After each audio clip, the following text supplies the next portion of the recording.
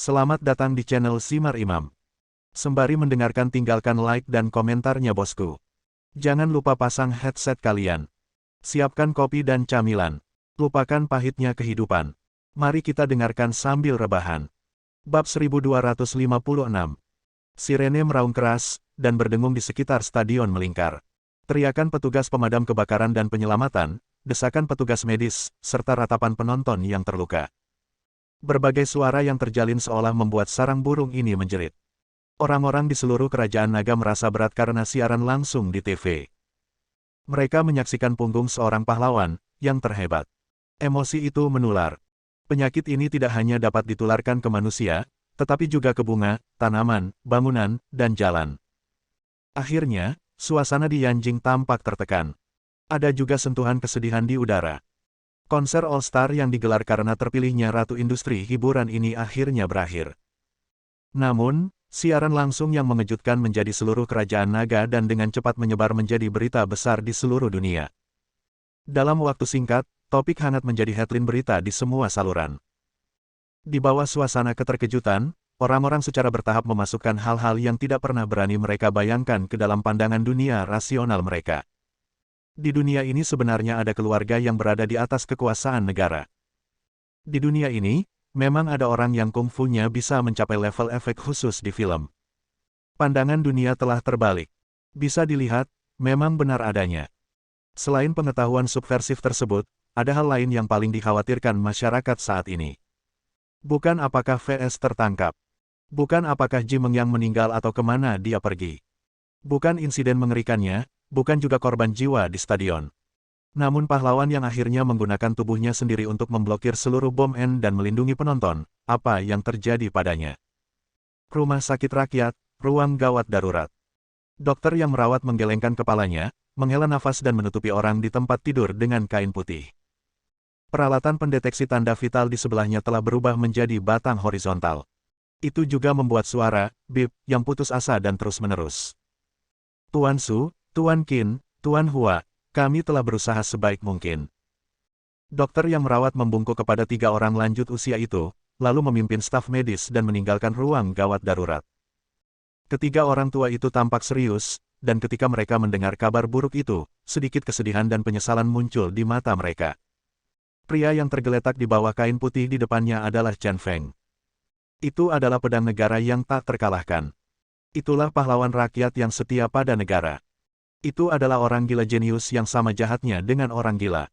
Itu adalah anak hilang yang penuh gairah dengan tulang baja dan kelembutan. Itu juga orang yang tak tertandingi yang bisa memandang rendah dunia. Minggir, lepaskan aku. Suara berisik datang dari ruang penyelamatan yang sunyi. Saya melihat Su Jing dengan rambut pendek dan mata merah, mendorong beberapa tentara di sekitarnya. Kemudian dia melewati Zhuge Jin dan yang lainnya dan masuk ke ruang penyelamatan. Ketua, kami. Seorang tentara dengan cepat berdiri tegak dan bersiap menjelaskan kepada Su Liguo. Su Liguo melirik cucunya dan melambai lembut kepada para prajurit. Sebelum Chen Feng ditarik ke rumah sakit, pada dasarnya disimpulkan bahwa Chen Feng tidak ada harapan. Untuk melindungi cucunya dari guncangan mental secepat mungkin, dia mencari alasan untuk membiarkannya menunggu di luar rumah sakit. Sepertinya, bagaimanapun juga, aku tidak bisa lagi menahan dan menyembunyikannya. Su Jing melihat kain putih di depannya, dan matanya yang bangga langsung berkaca-kaca. Namun air mata membandel di matanya dan tidak mengalir. Sama seperti suasana hatinya, dengan sedikit sifat keras kepala dan keras kepala. Tidak mungkin, sangat tidak mungkin. Chen Feng adalah orang yang bertemperamen baja dan tidak akan pernah jatuh. Ini adalah satu-satunya pria yang dia kenali. Bagaimana dia bisa berbaring di bawah kain putih di mana hanya orang mati yang bisa dibaringkan? Aku tidak percaya. Dia meraih kain putih itu dan membukanya dengan suara desir. Saat dia melihat wajah familiar dengan tubuh patah dan wajah tak bernyawa di hadapannya, air mata yang menggantung di bola matanya tiba-tiba jatuh dari kelopak matanya. Dia tertegun, masih berdiri tegak seperti seorang tentara. Masih sepasang mata yang sama yang memandang rendah segalanya. Dia masih memiliki ekspresi dingin dan arogan di wajahnya. Dia berkata dengan suara yang sangat menghina, Chen Feng, bangun, berhenti berpura-pura mati di sini, pergilah kering, aku akan mengalahkanmu kali ini. Namun, Chen Feng, yang sedang berbaring di meja operasi yang dingin, melakukannya. Tidak bergerak. Pada saat itu, emosi Su Jing akhirnya runtuh dan dia berteriak dengan marah, "Bangun, kamu pengecut, bangun." Hati Su Liguo juga sangat kesakitan. Melihat cucunya perlahan menjadi histeris, dia menoleh dan berhenti melihat. Ia sungguh tidak menyangka kalau cucunya yang sejak kecil dimanja dan sombong serta angkuh itu suatu saat akan menangis terseduh-seduh karena kematian seorang laki-laki. Saat ini, terdengar langkah kaki cepat di luar pintu. Langkah kaki ini sebagian besar merupakan suara sepatu hak tinggi. Dan rasa terdesak itu membuat masyarakat merasakan rasa sedih. 6 wanita, Zhang Xinyan, Liu Jingbai, Ruan Qingqiu, Luo Rongyan, Jin Yinyu, dan Ning Xue, datang ke pintu ruang penyelamatan. Saat itu, kesedihan melonjak tak terkendali di ruang gawat darurat. Dan ketika mereka berenam mendatangi tubuh Chen Feng, semua emosi mereka mengalir deras seperti banjir. "Gila!" teriak sebuah suara keras. Tubuh Zhang Xinyan melunak dan dia terjatuh sepenuhnya ke tanah. Dia sangat sedih sehingga dia tidak bisa menahan diri, dan seluruh jiwanya diambil dalam sekejap. "Tidak mungkin, Saudara Chen." Liu Jing menggelengkan kepalanya dengan sia-sia. Sepasang mata besar langsung menangis. Dia hanya merasakan jantungnya berdebar-debar dan sakit, dan dia tidak bisa bernapas lagi. Ruan Qingqiu terengah-engah, mencoba menenangkan pikirannya. Namun, raja di hatiku sudah mati. Hidupnya benar-benar kehilangan makna. Mata yang telah kering selama bertahun-tahun kini benar-benar lembab. "Chen Feng, kamu pembohong. Kamu bilang kamu menginginkan tubuhku." Luo Rongyan gemetar. Bahkan ketika dia melihat tubuh Chen Feng yang rusak, dia masih tidak bisa mempercayainya. Pria yang sepenuhnya menaklukkannya dan benar-benar tak terkalahkan di dunia, bagaimana dia bisa mati? Selain itu, pria ini berjanji akan mengambil jenazahnya dalam upacara romantis. Dia terus menunggu dan menunggu, menunggu dan menunggu. Kesedihan tiba-tiba merangsang hatinya, dan itu sangat menyakitkan hingga dia hampir mati. Saya tidak sabar dalam hidup ini. Orang gila. Orang gila." Jin Yinyu sudah menangis. Dia menarik lengan Chen Feng yang tertutup daging dan mengguncangnya. Namun, pria di depannya tidak lagi merespon sama sekali. Tidak ada senyuman percaya diri dan arogan, tidak ada sikap mendominasi. "Bangun cepat.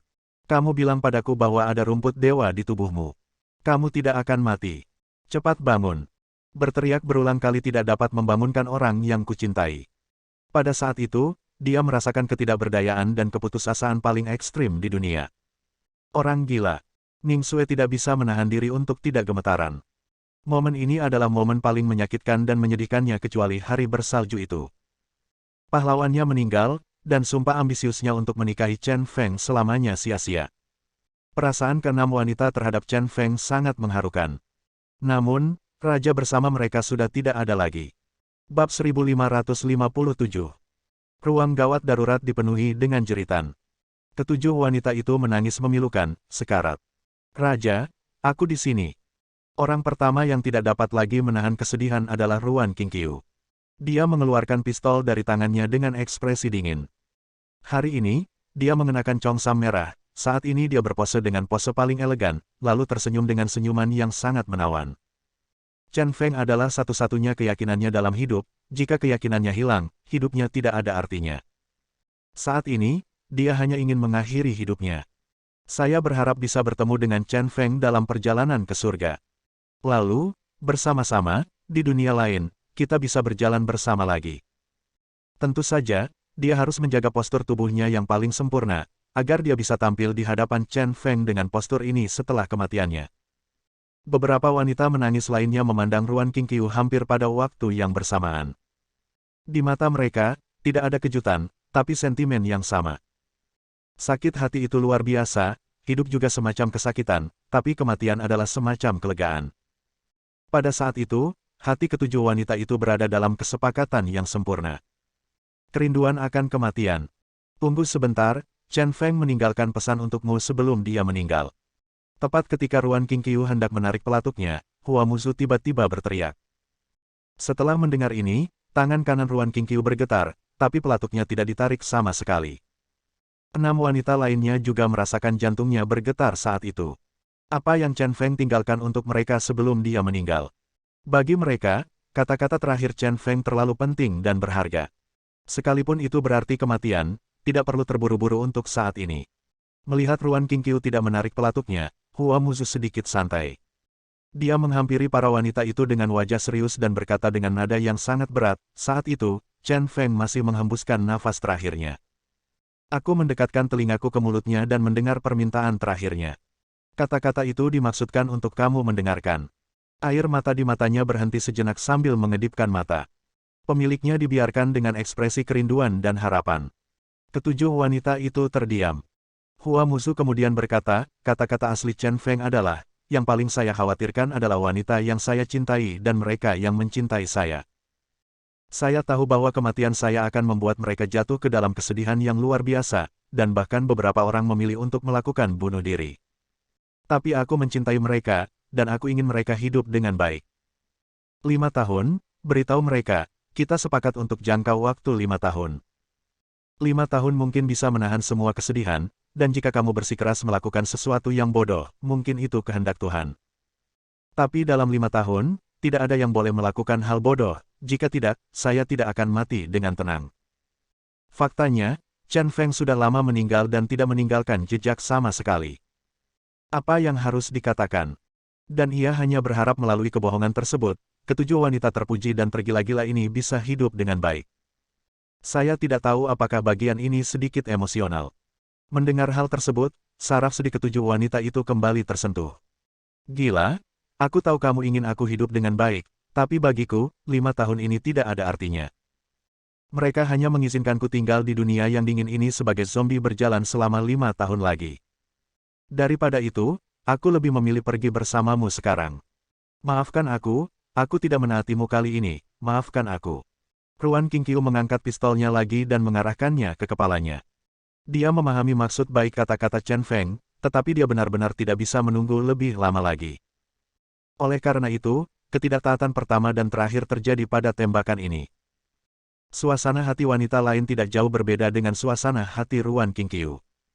Ups, wanita-wanita ini terlalu penyayang. Perkataan Hua Lao masih belum bisa menahan emosinya. Begitu seseorang menjadi orang pertama yang memilih untuk bunuh diri, kemungkinan besar akan menginspirasi beberapa wanita lain untuk bunuh diri. Su Liguo khawatir. Dia berkata, buru-buru mengedipkan mata pada tentara dan bawahan di luar pintunya. Prajurit berpangkat tinggi itu sangat cerdas dan segera memahami maksud Su Liguo dan diam-diam mendekati Su Jing. Misinya tentu saja untuk mencegah Su Jing melakukan sesuatu yang bodoh. Qin De tidak mahir dalam urusan antara pria dan wanita, dia hanya menganggapnya merepotkan. Namun jauh di lubuk hati, saya juga sedikit terharu. Tapi saat ini, dia tidak tahu harus berbuat apa. Terutama wanita berbaju Chongsam, yang niatnya untuk bunuh diri membuatnya bingung harus berbuat apa. Diam, berhenti menangis. Melihat Ruan Qingqiu akan melakukan sesuatu yang bodoh, pada saat kritis, omelan keras datang.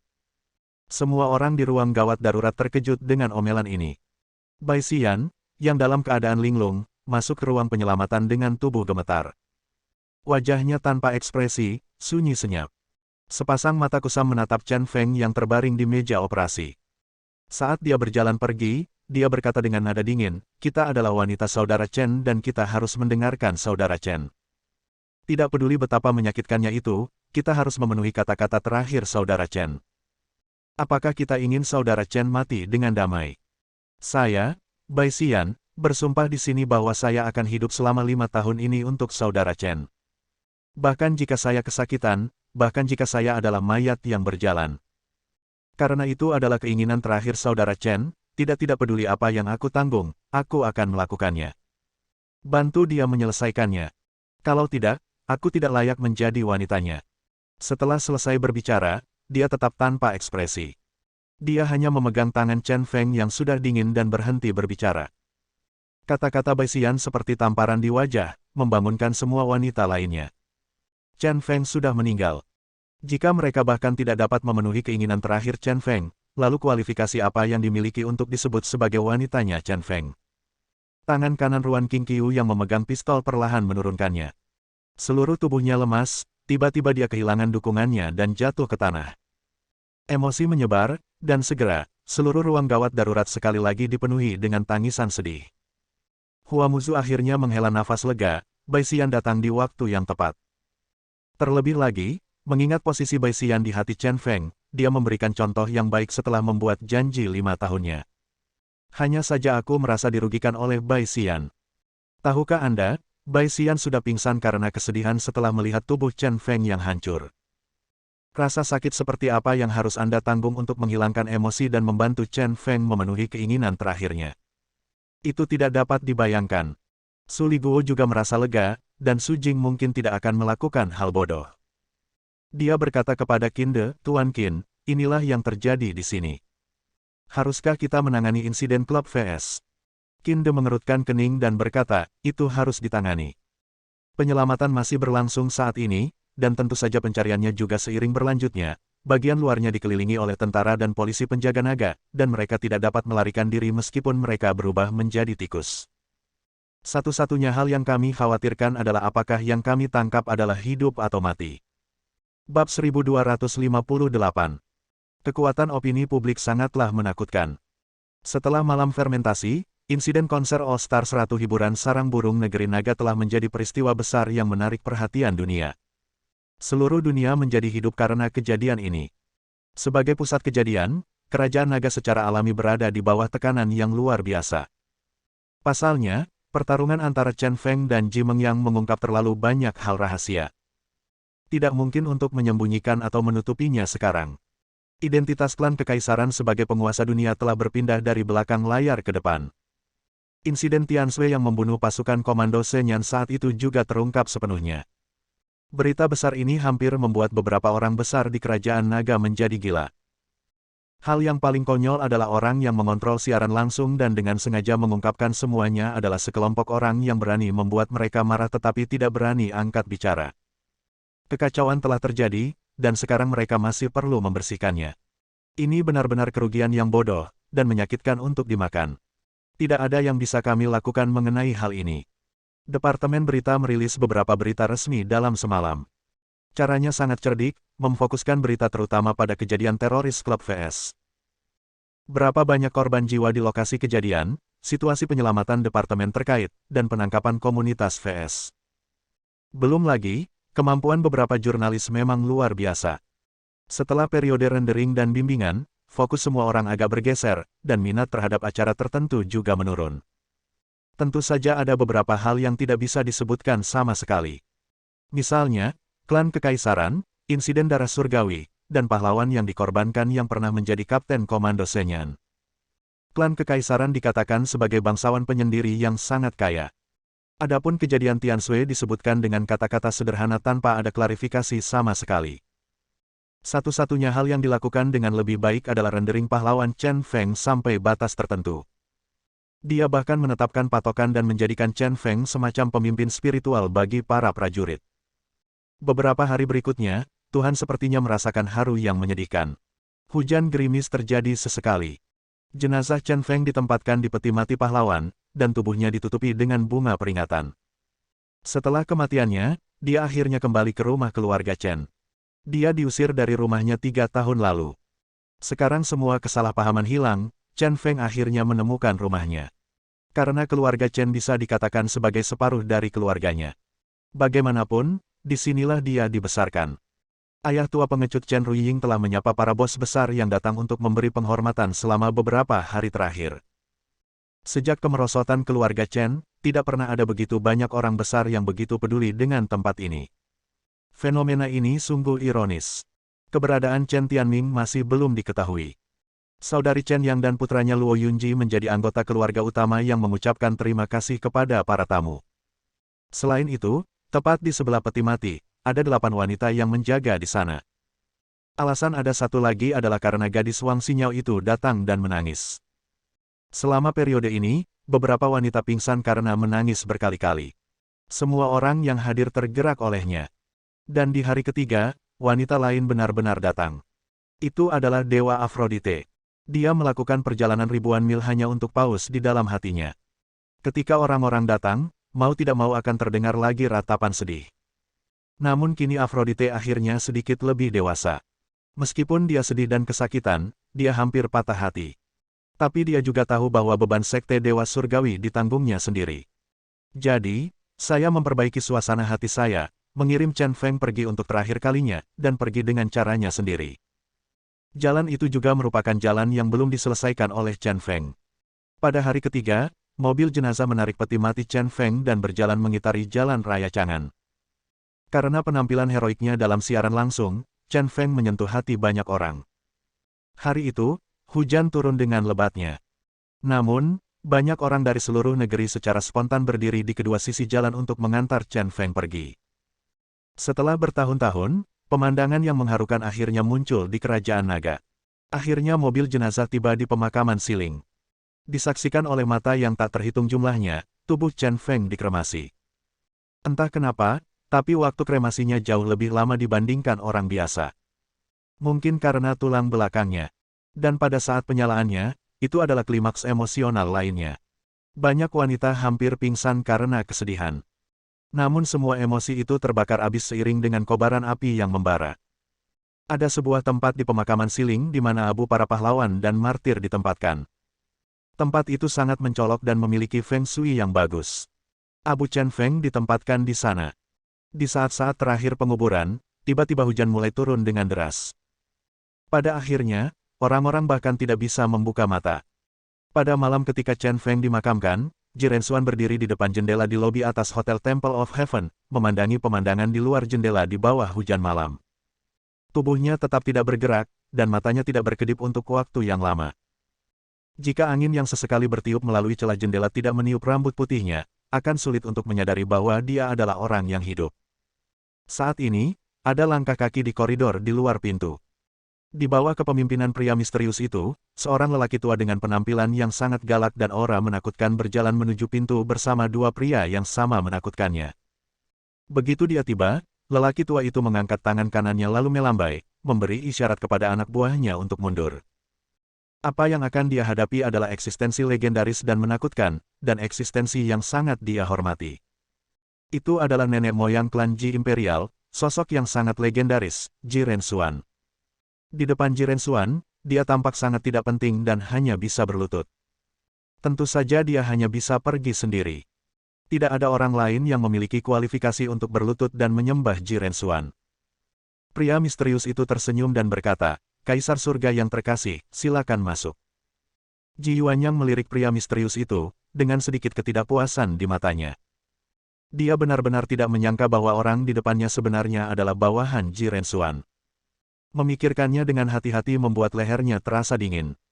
Namun saat ini, dia tidak berani menyerang orang tersebut, lagi pula orang tersebut dilindungi oleh Ji Renxuan. Dia masuk ke kamar dan berada di belakang Ji Renxuan.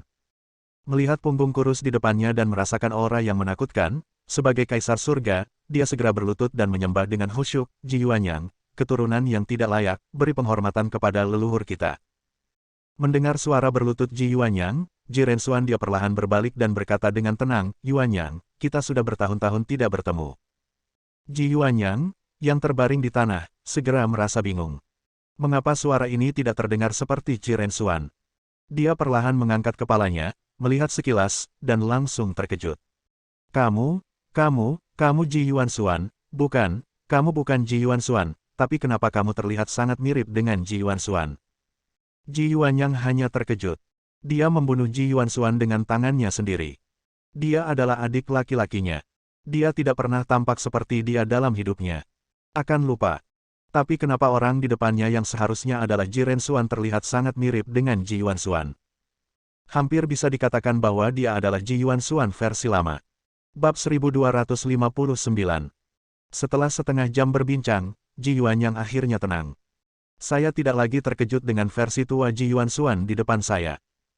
Kebenaran dari masalah ini sangat aneh sehingga sulit untuk dibayangkan. Tapi saat ini, satu-satunya hal yang bisa dia lakukan adalah menerimanya. 3 klan kekaisaran yang tersisa tidak akan begitu saja menyerahkan 3 kunci kepadaku karena ancaman ini. Butuh beberapa waktu sampai cambuk ajaibku bertemu denganku. Ji Renxuan masih berdiri di sana. Di samping jendela, pemandangan di luar jendela masih redup dan hujan.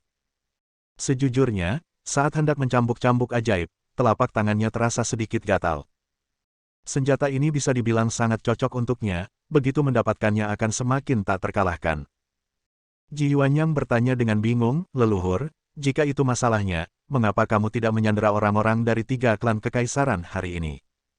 Lagi pula, Tiga orang yang datang hari ini memiliki status lebih rendah di tiga klan kekaisaran. Sangat mungkin untuk menukarnya dengan kunci. Menurutnya, ini adalah peluang bagus. Meskipun nenek moyang dikatakan kuat, begitu orang-orang dari klan kekaisaran ini kembali ke keluarga, segalanya akan sulit untuk dikatakan. Selain kekuatan keluarga yang menakutkan, mereka juga mendapat perlindungan dari negara kawasan masing-masing. Bahkan mungkin melibatkan tentara. Ini adalah hal yang benar-benar menakutkan tentang klan kekaisaran, dan juga merupakan warisan klan kekaisaran yang tak tertandingi. Sama seperti kekaisaran klan Ji, mereka sebenarnya telah menguasai banyak negara kuat di wilayah Ye sejak lama. Ini adalah perpanjangan dari hubungan rumit yang terakumulasi seiring berjalannya waktu. Misalnya, di Kerajaan Naga, karena sistem 12 tetua yang diterapkan oleh klan kekaisaran, pusat kekuasaan Kerajaan Naga dikendalikan oleh klan kekaisaran. Pada awal tahun 1990-an, kekalahan Ji Rensuan di tangan beberapa klan kekaisaran lainnya menyebabkan klan kekaisaran Ji mengalami kemunduran untuk sementara waktu. Hal ini juga menyebabkan melemahnya kendali klan kekaisaran keluarga Ji atas negara-negara di wilayah Ye, yang mengakibatkan munculnya negara-negara pemberontak di wilayah Ye, dan kekuatan banyak negara lainnya berkurang drastis. Namun pada akhirnya, di bawah kepemimpinan Ji Tianqi, situasi akhirnya stabil. Dalam beberapa tahun terakhir, tidak hanya kontrol terhadap negara-negara di kawasan Ye yang diperkuat. Hal ini juga menyebabkan kekuatan berbagai negara di kawasan Ye berkembang pesat. Dengan ini, klan kekaisaran Ji dapat disebut sebagai klan kekaisaran dan penguasa sejati dunia ini. Singkatnya, alasan mengapa klan kekaisaran menakutkan adalah karena mereka diam-diam menguasai wilayah tersebut. Betapapun kuatnya seseorang, mustahil untuk bersaing dengan tentara atau senjata modern berteknologi tinggi. Jika orang-orang dari klan kekaisaran lain benar-benar didorong hingga ekstrim, konsekuensi yang paling mungkin terjadi adalah perang. Oleh karena itu, hampir mustahil untuk menangkap orang-orang dari klan kekaisaran sekarang. Sungguh disayangkan melepaskan orang-orang dari tiga klan kekaisaran utama. Iya, ini ide yang bagus, awalnya saya juga berpikir begitu. Ekspresi Ji Rensuan tenang dan tidak berubah. Dia berkata dengan suara yang dalam, tetapi, ketika saya bertaruh, saya kalah. Saya selalu bersedia mengaku kalah. Saya pikir Chen Feng akan menang, tetapi saya tidak menyangka bahwa Chen Feng benar-benar terbunuh oleh bom itu. Katakan padaku, siapa yang mengundang klub VS omong kosong itu untuk lelucon? Di Yanjing, untuk dapat membiarkan sekelompok orang ini masuk untuk melakukan insiden teroris, dan untuk membantu kelompok orang ini di tengah jalan, untuk mengendalikan orang-orang yang saya kirim untuk mengontrol siaran langsung, dan untuk mengambil alih siaran langsung secara paksa, dan para prajurit, penjaga naga, dan petugas polisi lamban dalam mengambil tindakan. Menurut Anda siapa yang berada di balik ini? Saya memikirkannya. Kenapa kamu merasa melakukannya? Kata kemudian, Ji Rensuan tiba-tiba berbalik. Sepasang mata yang tajam memancarkan cahaya dingin yang menggugah jiwa. Tidak ada yang salah dengan rencananya. Gunakan duel antara Chen Feng dan Ji Mengyang untuk mengungkap klan kekaisaran yang tersembunyi di balik dunia kepada dunia. Ini merupakan langkah penting baginya untuk mendominasi dunia di masa depan. Dan dia tahu bahwa Ji Mengyang pun jelas bukan tandingan Chen Feng. Oleh karena itu, hasil dari permainan judi yang dimainkan dengan keturunan 4 klan kekaisaran sudah pasti. Itulah kematian Ji Mengyang, dan nyawa orang-orang ini ada di tangannya. Dan dia bisa menggunakan nyawa orang-orang ini untuk menukar kuncinya. Namun yang tidak disangkanya adalah sekelompok teroris justru muncul dan menguasai orang-orang yang ia kirim ke stadion. Pada gilirannya, dia mengambil alih siaran langsung dan menyebabkan teror bom. Pada akhirnya, Chen Feng langsung dibunuh. Hasil ini sangat sulit dia terima. Karena Chen Feng adalah orang yang sangat penting baginya. Hal ini secara langsung mematahkan salah satu rencana besarnya untuk masa depan. Jika taruhannya kalah, nyawa keturunan klan kekaisaran tidak dapat diambil untuk saat ini. Bahkan masalah menyerang dengan cambuk dewa harus sedikit diperlambat. Semua ini karena klub VS sialan itu. Sangat disayangkan bahwa semua kelompok orang ini meninggal, tidak ada seorang pun yang hidup. Tidak mungkin mengetahui siapa yang berada di balik layar. Ji Yuanyang segera panik dan buru-buru menjelaskan, leluhur, saya bersumpah demi Tuhan, saya benar-benar tidak melakukan ini, saya juga tidak mengirim siapapun untuk melakukannya. Saya akan mengirim seseorang untuk menyelidiki dan saya pasti akan memberi Anda penjelasan. Setelah melihat Ji Yuanyang yang rendah hati beberapa kali, Ji Rensuan berbalik. Dia melihat pemandangan di luar jendela lagi dan berkata kepada Ji Yuanyang, saya percaya padamu untuk saat ini. Mulai hari ini, saya akan memberi Anda tugas untuk dengan sengaja mengungkapkan kepada 3 klan kekaisaran lainnya harta emas yang dijaga oleh keluarga Jinguji, dan ambil sebagian emasnya untuk membangunkanku platform tertinggi yang terbuat dari emas murni di Pulau Luoshan. Dalam beberapa tahun, saya akan kembali ke posisi tertinggi di tempat itu. Pada saat itu, tidak masalah 4 kaisar, klan, dan bahkan seluruh dunia, harus menyerah di bawah kakiku. Saya adalah pemimpin tertinggi dunia ini. Pada saat itu, Ji Rensuan memancarkan aura mendominasi yang tak tertandingi. Ji Yuanyang, yang telah menduduki posisi kaisar surga sepanjang tahun, dikejutkan oleh aura di depannya. Dia menelan ludah tanpa sadar dan akhirnya mengerti. Sudah hampir 100 tahun berlalu, dan Ji Rensuan masih merenungkan kekalahannya di tangan 3 klan kekaisaran. Dia bahkan lebih berpikiran jahat dan masih berusaha untuk mengklaim posisi tertinggi. Ini benar-benar sebuah ambisi yang besar. Dari zaman batu hingga saat ini, belum lagi satu orang, atau bahkan negara manapun, belum pernah sepenuhnya menaklukkan seluruh dunia. Benar-benar sebuah fantasi baginya untuk ingin menginjak-injak seluruh dunia sendirian. Meski berpikir begitu, Ji Yuanyang tidak berani mengungkapkannya. Dia hanya bisa menyembunyikan keterkejutan dan ketidakpuasan di dalam hatinya dan berkata setuju, saya mengerti. Saya akan melakukan yang terbaik untuk melakukan apa yang dikatakan leluhur kepada saya. Yakinlah, leluhur. Ji Rensuan mengangguk dan berkata, saya punya sesuatu untuk mengingatkan Anda. Meskipun kematian Ji Yunfan dan cedera serius Ji Mengyang berkaitan erat dengan Chen Feng, sekarang bukan waktunya untuk melampiaskan kemarahan pribadinya. Jangan sentuh wanita yang ditinggalkan Chen Feng dan gelombang kekuatan itu. Chen Feng sekarang pahlawan, jika popularitas pahlawan belum surut, menyentuh wanita atau kekuatan itu pasti akan menimbulkan masalah di opini publik. Dimengerti. Ji Yuanyang sangat tidak puas, tapi dia tetap setuju. Ji Yunfan adalah putra kesayangannya, namun ia dibunuh oleh Chen Feng, yang membuatnya gatal karena kebencian.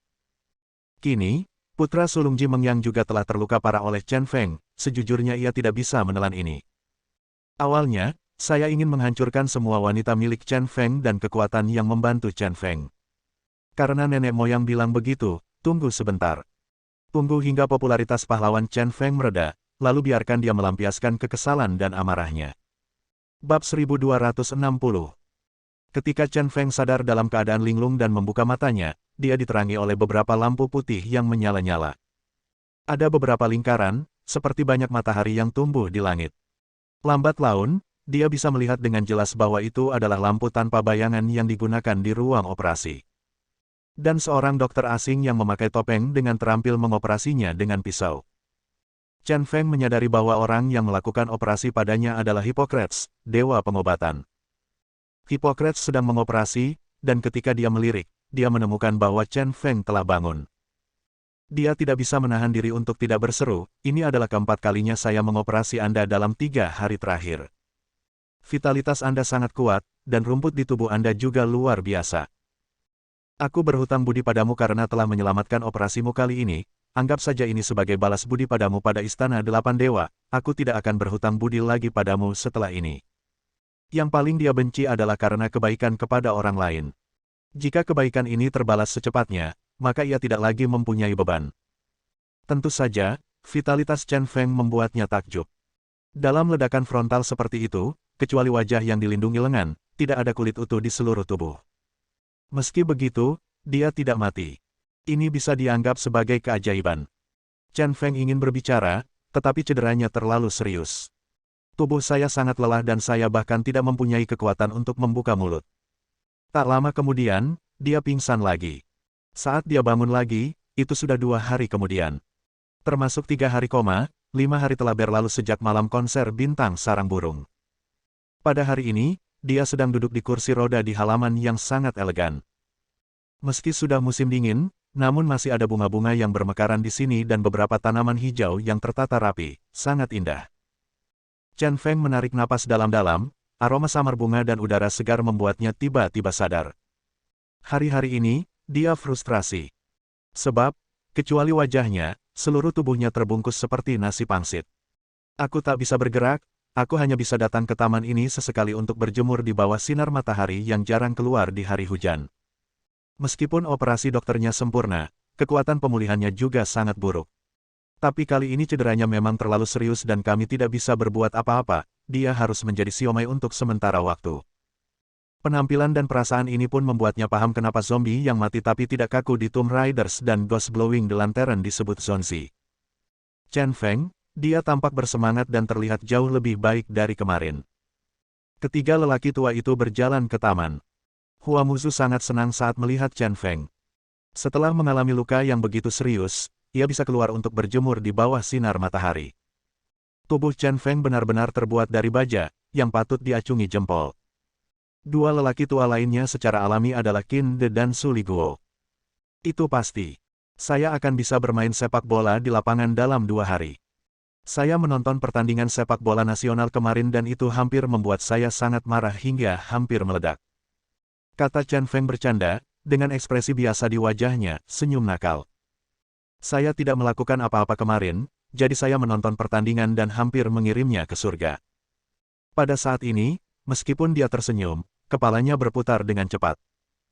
Meskipun orang-orang tua ini telah mengunjunginya beberapa hari terakhir, mereka tidak pernah berkumpul, dan tidak ada yang memberitahunya apa yang terjadi di luar atau situasi di sarang burung malam itu.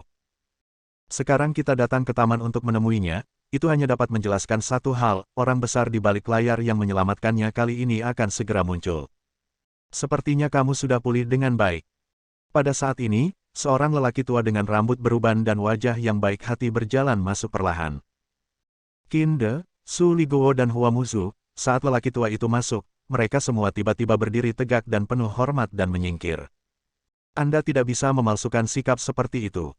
Itu adalah sikap kagum dan hormat yang tulus terhadap seseorang. Kamu. Bukan hanya 3 orang besar ini, tetapi juga Chen Feng yang sombong, yang menunjukkan rasa kagum yang besar setelah melihat lelaki tua itu. Dia secara naluriah ingin berdiri dan memberi hormat pada lelaki tua yang baik hati ini. Tapi kemudian saya menyadari bahwa saya tidak bisa bergerak sama sekali. Saya bergoyang beberapa kali dan hampir terjatuh dari kursi roda. Untungnya, perawat wanita di belakangnya menstabilkan kursi rodanya, jadi tidak terjadi hal memalukan. Alasan kenapa dia begitu bersemangat adalah karena lelaki tua baik hati di depannya adalah dewa kerajaan naga yang sebenarnya. Selain di TV, saya juga beberapa kali melihatnya di kehidupan nyata. Saya bahkan cukup beruntung bisa menjalankan misi dan melindungi seorang lelaki tua sebelumnya. Itu sekaligus menjadi momen paling mulia dalam hidupnya. Baiklah, anak kecil, jika kamu terluka parah, jangan bergerak. Orang tua itu sangat baik hati dan melambaikan tangannya untuk memberitahu Chen Feng agar tidak bergerak. Dia berjalan ke taman, melihat sekeliling, dan duduk di samping bangku batu. Perawat wanita mendorong Chen Feng ke arah lelaki tua itu dan meninggalkan halaman di bawah instruksi lelaki tua itu. Tidak ada orang luar di seluruh halaman. Kalian juga harus duduk, jangan berdiri di sana. Orang tua itu meminta Qin De dan yang lainnya untuk duduk. Setelah mereka bertiga duduk, dia melirik ke arah Chen Feng dan berkata dengan bercanda, seorang pahlawan hebat yang meremehkan hidup dan mati tidak tega berpisah dengan wajah ini. Ada begitu banyak wanita, dan dia benar-benar melindungi miliknya sendiri. Menghadapi begitu banyak. Di masa lalu, lelaki tua itu memberi Chen Feng perasaan baik dan lembut, tetapi juga sangat agung. Namun hari ini, percakapan tatap muka dan lelucon sederhana membuatnya merasa lebih santai dan hangat. Kamu. Dia baru saja mengucapkan kata itu, Qin De dengan cepat berkata kepadanya, kamu bisa memanggil pemimpin lama Tian Lao, jangan terlalu membatasi. Qin De menganggapnya lucu, Chen Feng, monyet yang tidak takut apapun, juga tertahan, menjadi gugup. Tentu saja, Tian Lao adalah Tian Lao Kerajaan Naga dan merupakan eksistensi yang paling dihormati oleh masyarakat Kerajaan Naga. Tidak peduli betapa gilanya Chen Feng di masa lalu, kejadian ini masih jelas. Ya, aku sangat menyukai keberanianmu. Santai saja, tidak masalah. Tian Lao juga berkata sambil tersenyum. Kalau begitu terima kasih Tuan. Chen Feng akhirnya santai, menyipitkan matanya dan tersenyum, sejujurnya, jika saya menggunakan lengan saya untuk melindungi tubuh saya, itu mungkin akan mengurangi beberapa kerusakan, tetapi wajah ini terlalu besar untuk saya, dan itu terlalu penting. Aku lebih baik terluka parah daripada wajah ini rusak. Lagi pula, tidak mudah bagi Tuhan untuk menciptakan wajahku yang sempurna ini. Aku tidak bisa merusaknya. Mendengar hal itu, beberapa orang terkejut. Dia tertawa, dan suasana tiba-tiba menjadi lebih santai. Tian Lao berkata, anak muda yang menarik, dia dalam kondisi baik sekarang. Meski kurang lebih, dia tampak agak berkulit tebal. Beberapa orang kembali tertawa, secemerlang bunga di sekitarnya. Chen Feng tidak lagi berada di bawah tekanan, dan tiba-tiba menjadi lebih serius, dan berkata, Tian Lao, saya telah bertanya berkali-kali dalam beberapa hari terakhir, tetapi ketiga orang besar ini tidak mengungkapkan apapun kepada saya. Sekarang Anda ada di sini hari ini, bisakah kamu memberitahu? Bisakah kamu memecahkan beberapa keraguan di benak bocah ini? Sekarang hampir pasti bahwa orang yang menyelamatkannya adalah Tian Lao. Namun mengapa penyelamatan tersebut dilakukan secara rahasia? Juga, mengapa dia mengisolasinya di sini dan tidak mengizinkan wanita dan teman-temannya mengunjunginya? Bersambung. Nantikan bab selanjutnya bosku.